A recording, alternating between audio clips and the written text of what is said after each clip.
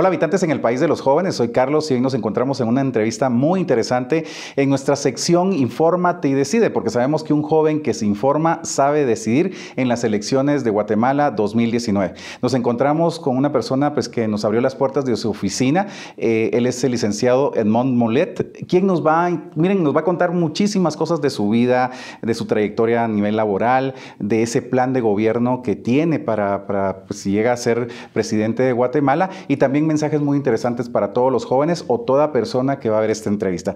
Edmond, muchas gracias por abrirnos las puertas de su oficina. Estamos muy contentos de platicar con usted. Así que bienvenido al país de los jóvenes. Muchas gracias, Carlos, y gracias por esta oportunidad, y un saludo también para todos los jóvenes. Los jóvenes, sí. Que nos escuchan en este momento. Gracias. Edmond, para todo lo que estamos haciendo nosotros es importante conocer a la persona. Creemos que siempre vemos puestos, vemos posiciones en el Estado, pero también atrás de esas personas hay historias, y hay historias muy interesantes que a nosotros nos interesa conocer.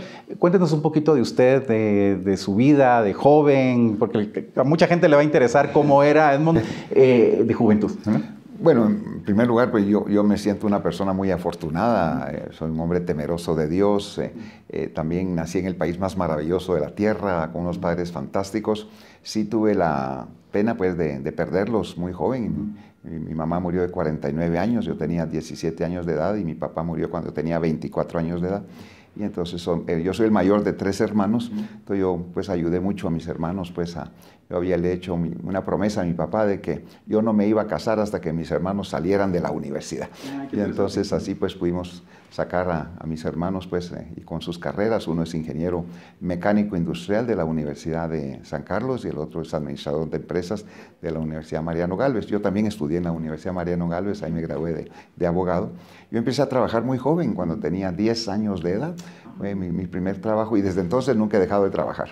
Y empecé a trabajar en los talleres del Diario de Centroamérica, ahí como ayudante en los talleres. Después fui ayudante corrector de pruebas, después fui corrector de pruebas, después fui redactor, después fui reportero, después fui columnista, jefe de redacción en varios medios de comunicación. Entonces cuando a mí me preguntan, bueno, ¿y usted qué es? Pues lo primero que me nace a mí decir es: yo soy periodista, porque fue lo que hice durante muchos años de mi vida, y fue lo que primero hice en mi vida también. Yo me gradué en el Instituto Adolfo B. Hall Central, ahí en secundaria. Incluso ahí, cuando estudiaba en el Hall, pues también escribí ahí una página social para un periódico. ¿Ya traía usted todo este tema de comunicación? Bueno, sí, mi padre era periodista también, entonces de ahí venía eso. Y de ahí estudié Derecho en la Universidad Mariano Gálvez. Durante 7 años se prolongaron porque vino el terremoto en Guatemala. Yo me tenía que graduar en el 76, pero debido al terremoto en Guatemala, pues todo se atrasó ya un año más. Pero yo también, cuando estaba en la secundaria y en la universidad, también me dediqué a estudiar idiomas. Entonces iba a Liga varias veces al mes a estudiar inglés, y iba 2 veces por semana a la Alianza Francesa a estudiar francés, sin sospechar, sin saber que esos estudios de idiomas me iban a abrir las puertas de manera extraordinaria en mi vida, en mi carrera profesional en el futuro.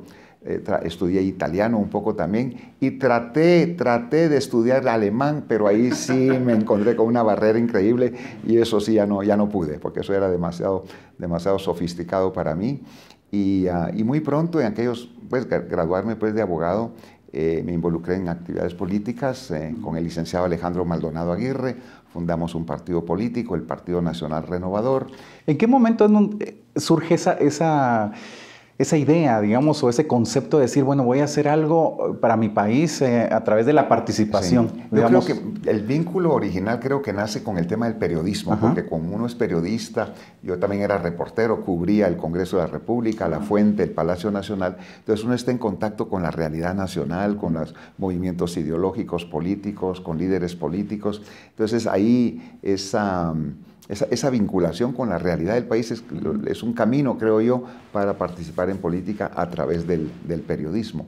Además, estábamos viviendo los años del conflicto en Guatemala, pues una guerra que no era nuestra, una guerra que nos dejó después de 36 años, 200,000 muertos, una guerra que nos dejó 80,000 viudas, 300,000 huérfanos, compañeros míos del Adolfo Hall que pasaron a la escuela politécnica, yo tenía que ir a sus velorios y a sus entierros, patojitos jóvenes de 21, 22 años, subtenientes, que fueron a morir ahí en la montaña, en la guerra contra la guerrilla, compañeros míos periodistas, una compañera mía en la Facultad de Derecho, asesinados también por los regímenes militares de la época, una división y una polarización tremenda. Mi suegro y mi cuñado fueron asesinados por la guerrilla también, o sea que una situación muy difícil. Entonces yo, con el licenciado Alejandro Maldonado Aguirre, tratamos de crear una tercera vía y de ahí surgió la Unión del Centro Nacional, que fundó el licenciado Jorge Carpio Nicol, otro gran periodista que había sido el fundador del diario El Gráfico. Y con él pues ya participé más directamente y fui en 2 ocasiones electo diputado al Congreso de la República, fui presidente del Congreso de la República también en 1992 y en enero del 93 me nombraron embajador de Guatemala en los Estados Unidos. Si yo no hubiera hablado inglés bien, nadie se le hubiera ocurrido nombrarme embajador en los Estados Unidos.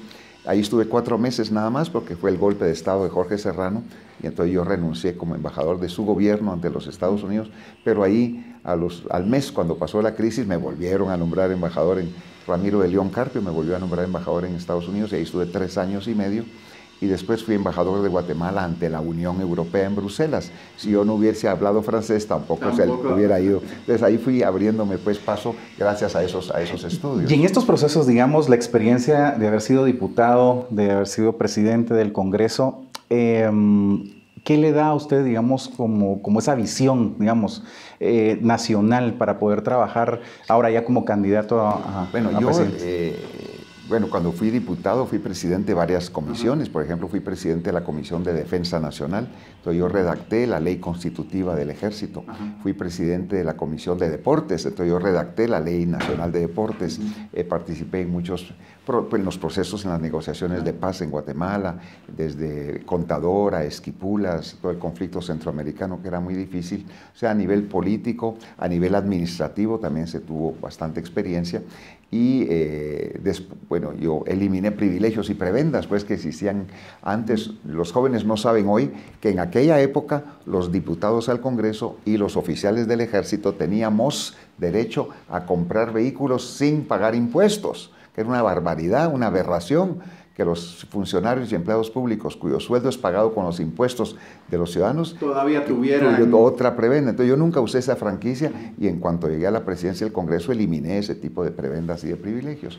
Impulsé el Código Procesal Penal, el bono 14 pues lleva mi firma, el acuerdo, el decreto legislativo, porque yo lo impulsé mucho también en el Congreso. Pero después después de 5 años y medio de estar trabajando en la Unión Europea, que era un trabajo tal vez menos político que el que había hecho en Washington, sino era más bien impulsando los productos de exportación de Guatemala, los mercados de Guatemala. La Unión Europea se estaba expandiendo, tratando de aprovechar esos momentos. Después de 5 años y medio allá en Europa, recibí una llamada de teléfono que el secretario general de las Naciones Unidas, que en aquel momento era Kofi Annan, andaba buscando a un latinoamericano que tuviera experiencia política. Yo había sido diputado, presidente del Congreso, que tuviera experiencia diplomática. Yo había sido embajador en Estados Unidos y en la Unión Europea, que hablara inglés y que hablara francés para ser jefe de una misión para ir a pacificar y estabilizar Haití. Entonces yo mandé como yo llamo, mi ridículum vitae a Nueva York y a los 2 meses me llamaron, habían 22 candidatos para el puesto, fui a Nueva York, ahí nos entrevistaron y ahí el panel me seleccionó a mí por unanimidad. Así fue como ingresé yo al sistema de Naciones Unidas, esencialmente trabajando en temas de paz y seguridad. Fue muy difícil, muy difícil el trabajo en Haití, un país que fue muy desarrollado, mucha pobreza ahora. Pero ahora es un país totalmente destrozado, un país que fue el mayor productor y exportador de azúcar del mundo, por ejemplo, ahora no produce nada. Yo ni siquiera en África he visto los niveles de miseria y de pobreza como hay en Haití. En Haití hacen unas galletas de lodo y le ponen granitos de trigo y es lo que la gente se come para tener la sensación de que tienen algo, es una cosa terrible. Pero mientras tanto, en este proceso de degradación de las instituciones y del país, son los grupos armados, las pandillas, las maras, las que controlan el país a través de robos, de extorsiones, de secuestros, de asesinatos, de violación, imponen el terror en toda la población. Y entonces Haití se convierte en un peligro para la paz y la seguridad internacional, sobre todo Estados Unidos. Y Estados Unidos le propone al Consejo de Seguridad crear una misión de mantenimiento de la paz para ir a pacificar y estabilizar Haití. Y andan buscando a un ingenuo para que sea jefe de esa misión. Y así fue como me seleccionaron. ¿Qué experiencia le deja a usted todo esto? Porque, digamos, el hecho de haber trabajado desde el lado guatemalteco, nacional, en el Congreso, luego a nivel internacional, me imagino que le abre un espectro de vida y de experiencias y de conocimiento también a través de estas organizaciones. Bueno, después de haber sido jefe de la misión en Haití y hacer lo que había que hacer, ahí tenía yo 18.500 tropas bajo mis órdenes, pero fue, como le digo, muy, muy duro. Sin embargo, se logró el propósito. Y después de 15 meses ya había un nuevo secretario general, se llamaba Ban Ki-moon, que era de Corea del Sur. Y él me pide que llegue a Nueva York y me nombra subsecretario general de las Naciones Unidas, encargado de todas las operaciones de mantenimiento de la paz en el mundo, ya no solo de Haití. Entonces ahí llegué a tener 26 misiones bajo mis órdenes, 130.000 personas, 93.000 militares, 15.000 policías, y el presupuesto que yo administraba era de 8.5 mil millones de dólares al año, más grande que el presupuesto de la República de Guatemala. Un trabajo interesante, fascinante, pero mi trabajo esencialmente era administrar estados en crisis y estados fallidos. Este era mi trabajo. Después del terremoto en Haití, regresé a Haití porque ahí quedó el país devastado. El jefe de la misión que me había reemplazado a mí, 102 de mis colegas y amigos murieron, además de 300.000 haitianos. Yo regresé a Haití, me hice cargo de todo el trabajo pues, de coordinación de ayuda humanitaria, y después de 18 meses me vuelven a nombrar subsecretario general encargado yo era el comandante mundial de los cascos azules a nivel mundial, y después me ascendieron al rango de secretario general adjunto de la ONU. Secretario general adjunto, y ahí está la oficina del secretario general en el piso 38, ahí estaba la mía pegada a la de él. Y mi último trabajo en Naciones Unidas fue como encargado de un mecanismo para investigar el uso de armas químicas en la guerra en Siria. O sea, fue mi trabajo en Naciones Unidas, que esas experiencias, esas vivencias, pues lo ayudan uno para entender y comprender mejor cómo, por qué se convierten en estado fallido muchos de estos países, que siguen un proceso de degradación gradual, que llegan a convertirse en eso. Y esa es mi angustia y mi preocupación. Por Guatemala, digamos. Por Guatemala, porque yo veo que es exactamente el mismo proceso de degradación que está sufriendo Guatemala. ¿Y en qué momento surge entonces esa intención de decir, yo tengo que participar en estas elecciones y venir o estar en Guatemala? Eso surgió desde enero del 2015, diría yo. Yo publiqué una página, una carta abierta, se titulaba ¿Qué te han hecho mi Guatemala? En enero del 2015, y señalaba a la situación terrible que estaba viviendo en ese momento de la corrupción de Otto Pérez Molina, Roxana Valdetti, el gobierno anterior de la ONU, de todos esos posicionamientos políticos que lo único que buscaban era su aprovechamiento personal del líder, por ejemplo, de Manuel Valdizón, del señor Sinibaldi, cosa terrible. Pero menos mal, pues ya llegaron los movimientos cívicos de abril y mayo del 2015, ya vino ese proceso electoral en el cual yo hubiera querido participar en ese momento, pero no encontré un vehículo realmente que me satisfaciera, porque veía que todos representaban pues a prácticas de la vieja política. Entonces ahí no participé. Sin embargo, cuando ya dejo Naciones Unidas hace 2 años, ya regreso a Guatemala y vengo a comprobar y a verificar lo que todos sabemos, que la cosa está grave de gravedad. Y ahí fue donde decidimos fundar el Partido Humanista, que no tiene nada que ver pues con ninguna de estas conformaciones, no es un partido reciclado o es totalmente nuevo, y que se ha creado a través del activismo, el voluntariado de muchos jóvenes, sobre todo a nivel nacional. Yo al principio me quejaba de que no había recursos, no hay dinero para el partido político. Pero mire qué bendición, porque a final de cuentas no le debemos nada a nadie, somos independientes, somos libres, y eso pues nos hace mucho más auténticos en nuestro trabajo. Me imagino pues todo ese análisis que usted ha tenido de vida, digamos, por toda esta participación. También hay cosas que en ese diagnóstico son las actuales, ¿verdad? Digamos, ustedes dijeron, ok, todo esto está pasando en Guatemala. Sobre eso generan un plan de gobierno o una propuesta, digamos, para poder, digámoslo así, salvar a Guatemala, hacer muchas cosas positivas para lo que nos merecemos realmente todos los guatemaltecos. ¿Qué cosas puntuales dijeron sobre esto tenemos que empezar a trabajar ya? En primer lugar, Guatemala exige, reclama un cambio y una nueva dirección. Por eso es que el plan de gobierno del Partido Humanista se titula GPS, un nuevo rumbo. Y de la G se derivan todos los aspectos de gobernabilidad, de Estado de Derecho, de certeza jurídica, de educación, de salud, de la productividad, la urgente necesidad de generar trabajo, empleo y oportunidades, y todo lo que se deriva de la S, que está vinculado al tema de seguridad. De esos tres pilares, GPS en gobernabilidad, productividad y seguridad, hay dos ejes transversales fundamentales, que son la lucha contra la corrupción y la defensa del medio ambiente. Porque yo lo he visto en temas de países donde impera la corrupción, como ha estado imperando en Guatemala, forma parte de ese proceso de degradación, y lo del medio ambiente también. Eso es terrible. Y estamos viendo en Guatemala la depredación del medio ambiente, la basura, la porquería, la suciedad, el plástico. Estamos contaminando la tierra, todos los basureros clandestinos, todos los ríos, todos los lagos, todas las cuencas de agua en Guatemala están contaminadas. Somos unos irresponsables. La depredación de los bosques, yo tengo evidencias todos los días que yo veo recorriendo el país de cómo lo que le estamos haciendo a nuestra tierra. Entonces el tema del medio ambiente para nosotros es muy, muy importante. Entonces tenemos GPS y lucha contra la corrupción y el tema de la defensa del medio ambiente. Okay, perfecto. Estábamos platicando antes de iniciar la entrevista que Guatemala, casi el 70% de la población es menor de 30 años.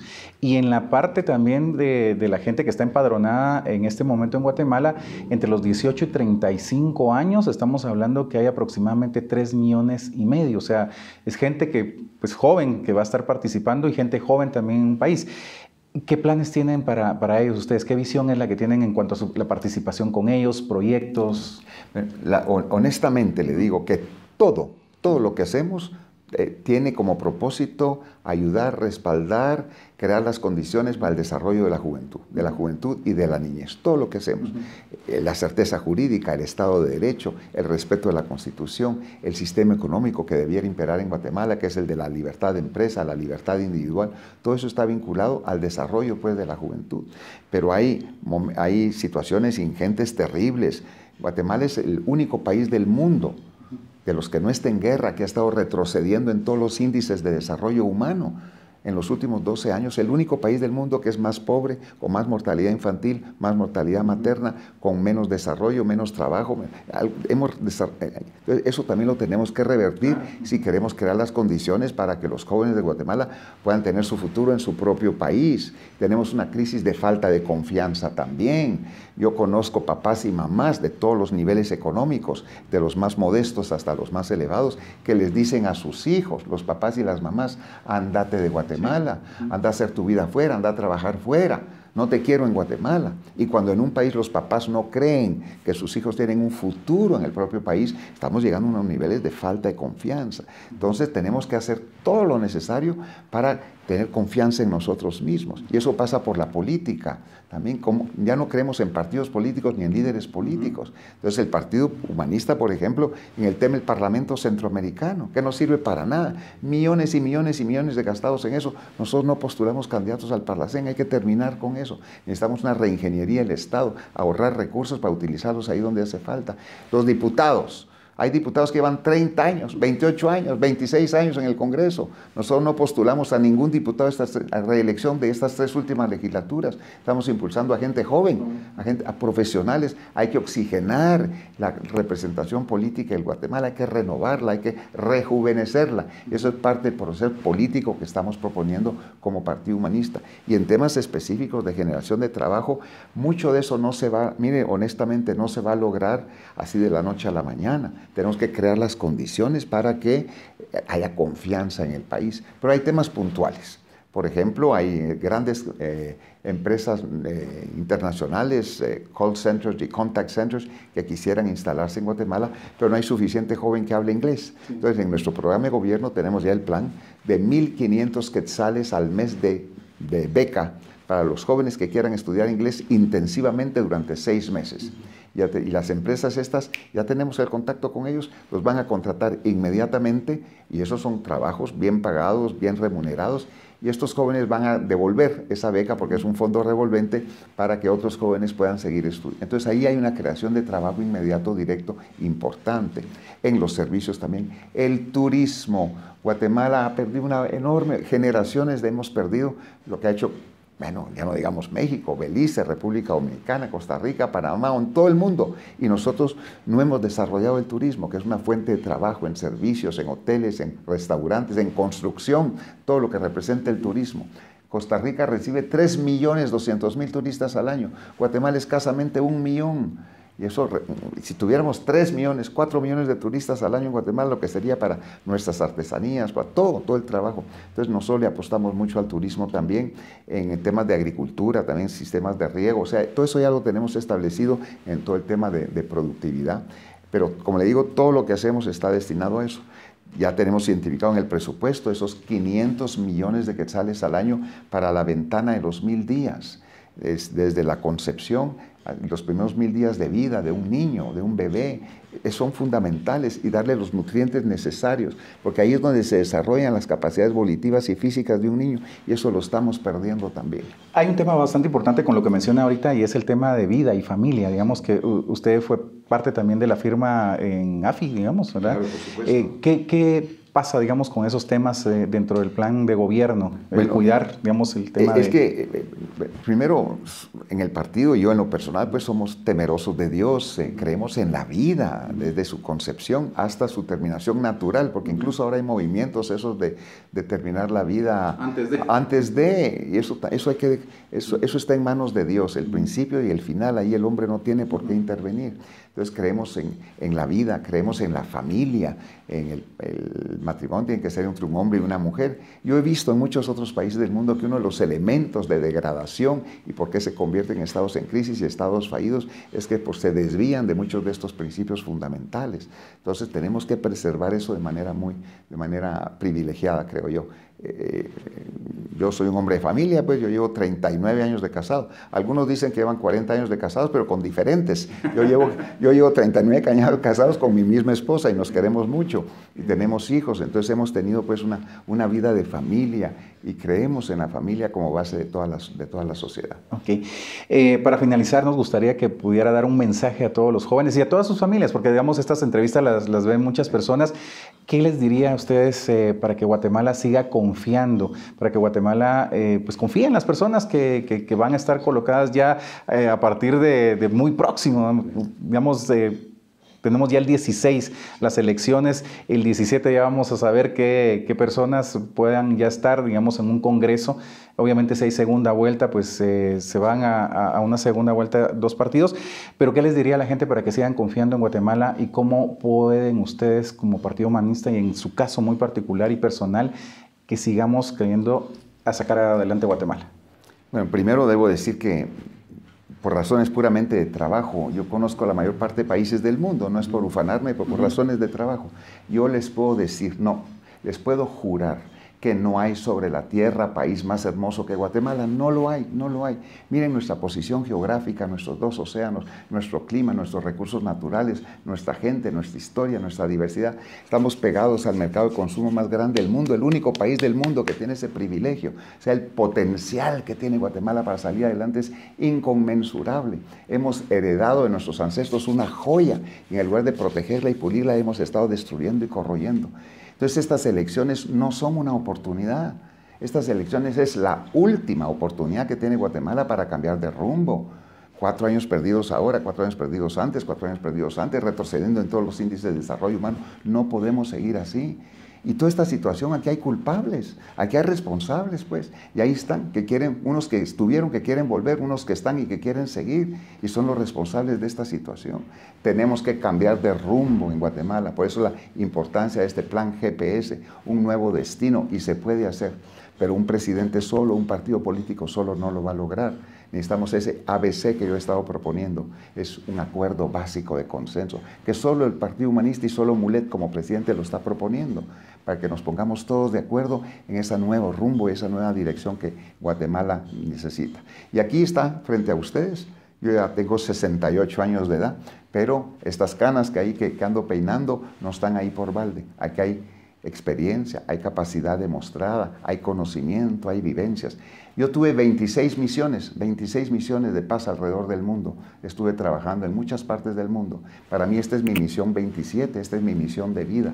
Yo voy a hacer todo lo necesario para cambiar el rumbo de Guatemala. Y todo lo que hacemos, yo no lo hago por mí. Yo lo hago por mis hijos y por mis nietos, por los jóvenes de Guatemala que merecen un mejor país que el que hemos construido hasta ahora. Ahí está la voluntad, ahí está la determinación, ahí está la experiencia. Este no es el momento para improvisar, este no es el momento para experimentar. Necesitamos gente capaz y valorada en sus capacidades profesionales y de vida para que todos juntos también saquemos adelante a Guatemala. Ese es el mensaje mío y les pido muy humildemente que este 16 de junio consideren votar por su servidor Edmond Mulet como candidato a la presidencia de la República, votando sobre la cruz blanca sobre el fondo azul del Partido Humanista. Pues muchas gracias, Edmond, le agradecemos muchísimo el tiempo y a todos los jóvenes. Acérquense a cada uno de los centros de votación, tienen que llevar su DPI y recuerden, miren, el joven que se informa sabe decidir. Aquí están estas entrevistas y muchísimas de las que hemos logrado a través de este mes y medio de trabajo para todos ustedes. Es muy importante que todos nos unamos para sacar adelante nuestro país. Nos vemos en la próxima entrevista.